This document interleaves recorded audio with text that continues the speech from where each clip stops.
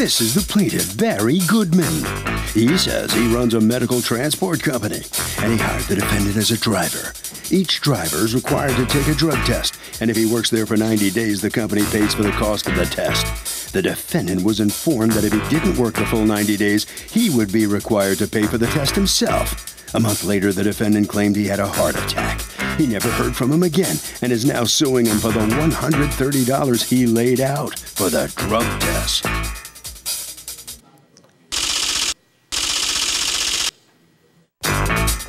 This is the defendant, Tyron Mitchell. He says he never quit the job as a driver. The plaintiff hired him for the job, and then the guy fired him. The plaintiff never told him he'd have to pay for the drug tests if he was fired, which he was for having a heart attack. And he feels he owes this unscrupulous former employer nothing. He's accused of leaving too soon.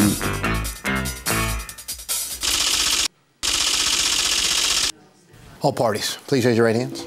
Welcome back to the People's Court. Next case on the docket. The plaintiff hired the defendant to drive a truck which requires a drug test. Now, the plaintiff said to the defendant, you're going to pay for the test unless you work for 90 days, and he didn't. The defendant says there was never a deal about paying for a drug test, and besides, he had a heart attack, so the plaintiff is just cruel. It's a case of have a heart. Litigants have been sworn, Your Honor. Thank you, Douglas. Leeway Transportation Incorporated, doing business as Choice Medical Transport. Mr. Goodman, you are the operations manager? Yes, I am. Okay. You are suing Tyron Mitchell for $130, the amount that the company paid for a physical and a drug test that, according to you, he's supposed to reimburse you for. What happened? Yes, I lost my dad when I was 11 years old. And back in those days, old school was that a binding contract was simply a handshake, an agreement. But as we evolve to today, it doesn't work like that anymore. It takes a written contract to get, I guess, somebody to honor that and respect that. So I have a written contract here from the day before we hired Tyrone officially, that if he does not pay back for his drug test or for his medical up until 90 days he has to stay with us, and if he leaves us before 90 days, he'd be responsible for that obligation. Okay, let me see. So here's that contract. Now, so you pay for the physical and the drug test originally. Yes. So it's if he doesn't stay with you past the 90 days that he has to reimburse you. Up until 90 days, he has to stay with us. After that, for any reason, he quits or gets fired. If for any reason he either quits or gets fired, it says. In the 90 days. He or she must reimburse Choice Medical Transport, all right? So what happened is, Tyron came to me one day and said, I have another job. He worked for us less than a month. I have another job, a catering job, and I'd like to go back to that. I like him. He's a good employee. There's no question about that. Tyron transports dialysis and chemo patients, and there was no problem there. But leaving us would have been a problem because I'd be losing a good driver. So I said, well, we can work out part-time if you could do that. He said, yes, I could do that. And then we haven't heard from Tyron, and then I kept calling, my dispatch kept calling, and several weeks later, I hear from my dispatch that he had a heart attack. Oh. Did That's you have the a first heart attack? Yes, I had a minor heart attack. Were you in the hospital? Yes. What did they do because of it? Did they do anything? They just gave me medication. Okay. How long were you in the hospital? I was in the hospital for a week. Okay. I'm sorry to hear that. How are you feeling? I'm okay now. I'm getting there. Still recovering, but I'm getting there. All right. So you hear that, and then what? I immediately called, and I must have made at least a half-dozen calls, A, to ask him how he was and how he was doing, and then to ask when would he be able to come back, if at all possible. I did find out that he was working at his other job as a caterer, or he helps or assists with a caterer, but not coming to us. So the next issue I got was that I can't come to you because my car was impounded, it's not working properly, and I have no way to get to work, but I have a way to get to my other job, but not to the job with our medical transport company. So several weeks went on. How many weeks did you wait for him to come back? Well, let's see. Hired 9/4, 10/2. He was his last day of work, less than a month. And then the termination date was not to 11/2. I like the gentleman. We had a discussion. He said, Barry, I promise you, I will call you tomorrow on a Tuesday. I will call you tomorrow, let you know what the disposition is with my car.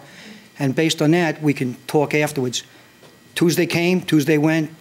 Wednesday, Thursday, Friday came. I couldn't do it anymore. No, I called another call. Hold on. Go ahead. I called them again, no response. So on 11/2, I sent them a notice letting them know that, we're disappointed. I have the letter here. Let me see it. We're disappointed with him. And that a no call, no show would mean that he'd be responsible for the other part, other than his uniform, the legal action of paying back the $130. And I would even work out payment schedule. Again, did not call us back when he received the letter. I went to small claims court and filed an action against for the 130. Yep. It's not a lot of money. You're right. It's not going to make our company rich. It's called the principal. Again, I'm not young anymore, Your Honor. Neither am I. Okay. But I'm a little older. Okay, I'll take that. Okay, and based on and based on that, I'm still like my dad left me with when I was 11 when I lost him, and he died from a heart attack, so I'm sensitive to heart attacks of the people. I give people opportunities to work it out, and I'm not flexible. No, it's not. If it was a dime, I would still be here today. You made a commitment. Hello? How are you? I'm good. So, why don't you explain to all of us, under these circumstances, that first I'm going to hand you this. I don't need it. I have a copy. You don't need it. You remember. Yeah. All right. So why is it that you have not abided by what you agreed to abide by? All right. First of all, when the incident happened. Are you working, by the way? Yeah, I'm working When did now. you start working at the catering job? About a week after I got out the hospital. Before I started that job, when I started working for them, it was initially supposed to be part-time. I was supposed to get a position as a bus driver, which never came through. So I ended up working for him full-time. And? Now, everything that he told me at the beginning, his whole spiel. So what? Then you could turn around and walk away, but you didn't. You stuck around there. I didn't just walk away. He's saying I didn't call. When I was in the hospital. Wait a minute, hold on. Are you saying that before you took your physical or after? When did they say, well, we can hire you as a day full-time? When did they say that? I started working before I took the physical. I was working actually. And what were you doing before you took the physical? What were you doing as a job for them? I was in training. Training for pretty what? Much for a couple of days to be a driver. To be what kind of driver? Med transport. Okay, exactly what you ended up doing. Yes. Okay, so before you took the physical, right. You knew that you were doing something that may not have been the thing you guys talked about before. So, then you sign this and you take the physical, and then you don't work for them for past 30 days, even though you're promising to go back. But we all know you can work because you're working somewhere else. So it's simple. Why don't you just abide by what you signed? So, is this defendant on the hook for the drug test? Going way back here. Yeah. Why? So, because that was the contract, right? I mean. Well, that was the contract. Does it matter to you that the guy had a heart attack going over here? Does it matter he had a heart? Well, if it's not specifically in the contract that if it's a heart attack, health, weather, whatever. Tough luck. Yeah, tough luck. Wow, a heart attack is like weather to you? Wow. Ha! Going inside the courtroom. What you signed actually says quits or gets fired. So why is it that you have not reimbursed them? Why haven't you done what you were supposed to do? Because he didn't terminate me until he sent that letter. That's when I found out I was terminated. So now he found out you were terminated. Nobody asked you to pay before you were terminated. Once you were terminated and they said you owe us $130 pursuant to this, then why didn't you pay it? I didn't say I didn't have to pay it. Oh, do you think you have to pay it? No, I don't think I have to pay it. You just said you didn't have to pay it. No, I don't think I have to pay it because technically I wasn't terminated and I didn't quit.